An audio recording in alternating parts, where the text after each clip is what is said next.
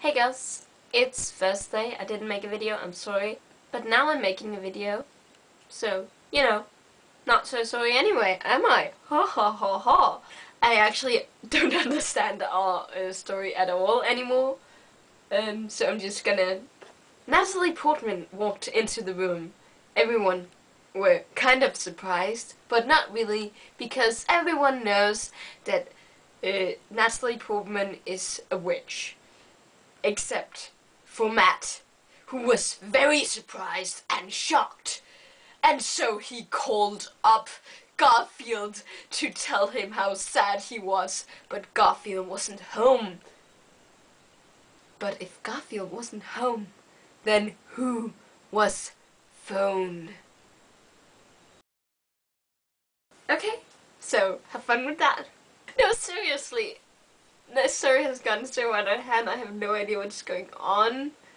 Feel free to just ignore me completely.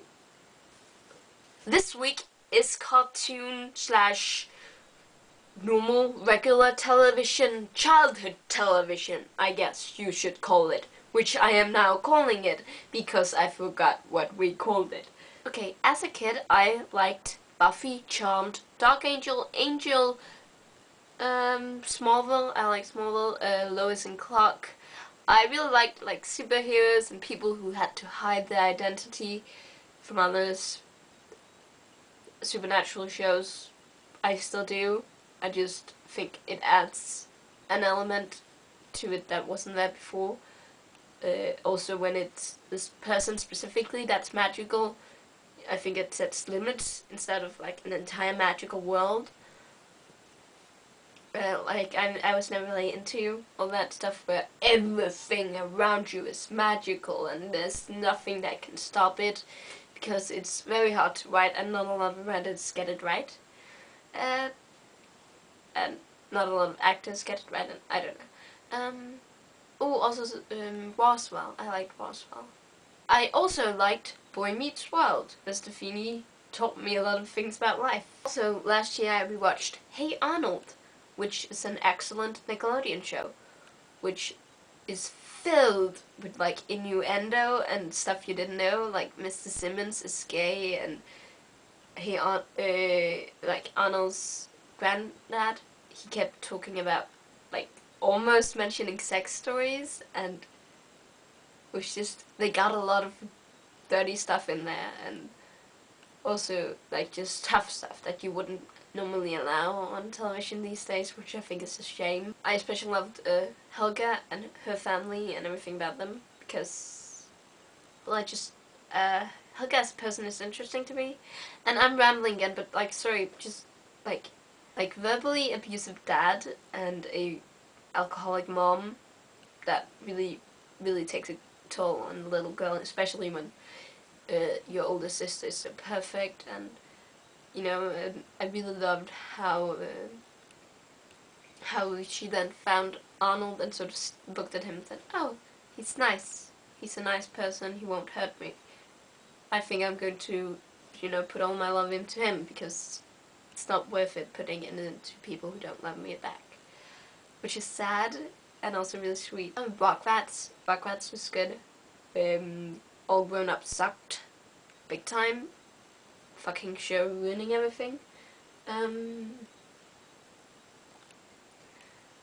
Also, all that, I watched a lot of all that. All that isn't good anymore, to me.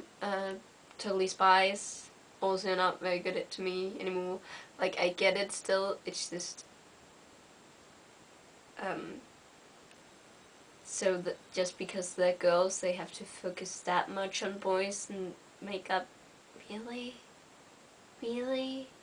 Batman and Spider-Man. Cena, you said in your last video that you do not understand or like Cartoon Network shows, which in the sense I get. I mean, like Johnny Bravo, Cow and Chicken, they're kind of right when you're 5, but later they're just meh. But the Powerpuff Girls, that show was good. There were a few bad episodes, but it was generally a very good show. There were plot development. Also, I like Mojo Jojo's backstory, and him is such a great villain. Really, that wouldn't be allowed these days, I think, to have people like Seducer and him be on television for children. Children have to sort of, we fight the bad guys about it. And I think that's really a shame that they don't allow innuendo the way they used to. There's more Cartoon Network shows that were good. Mike, Lou, and Ugg, Cubics. I think you said Dexter's Laboratory, you didn't really like that. It had a lot of really bad episodes, but like, for example, the time travel episode where that, I think it might have been like a movie or something. Really, really good. So good. Also, I like the Cooties episode. Cooties! Ah! I was a weird kid. What else did I say? Samurai Jack. Gorgeous, gorgeous, hilarious show. Sheep in the Big City. It was silly in a way that children and adults can enjoy, and I just really loved it. Oh, Kablam! Do you guys remember Kablam? That was really bad, actually, probably. Kablam! And then there was these two hosts, and then there was this really weird show about some, like, action figures who, like, jumped into toilets and got melted, and there was this short about a alien teaching an ape how to be more human and civilized. It was just an awesome show. You know what, girls? Also, guys, we probably have male viewers. We have very few viewers, but we have some. And we're glad to have you, and we wish you to comment more. Like, don't be a number. We don't like numbers. We like people. So, write a comment.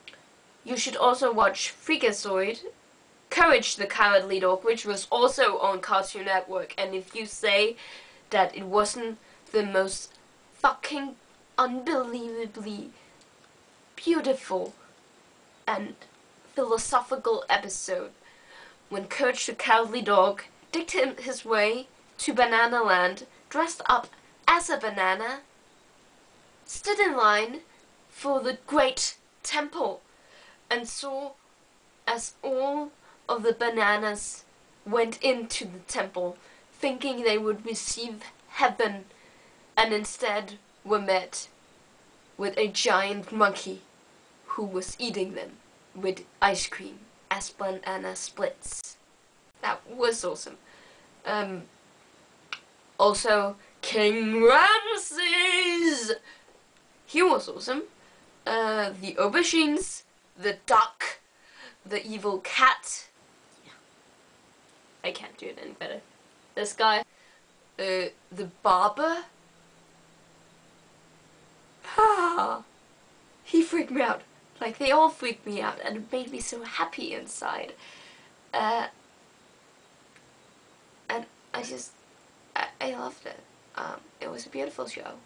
So, in conclusion, Cena, you are wrong. Courage the Cowardly Dog and Sheep in the Big City are some of the best shows ever made, and so is Samurai Jack. And if you can't accept that, then there is something wrong with you. Goodbye.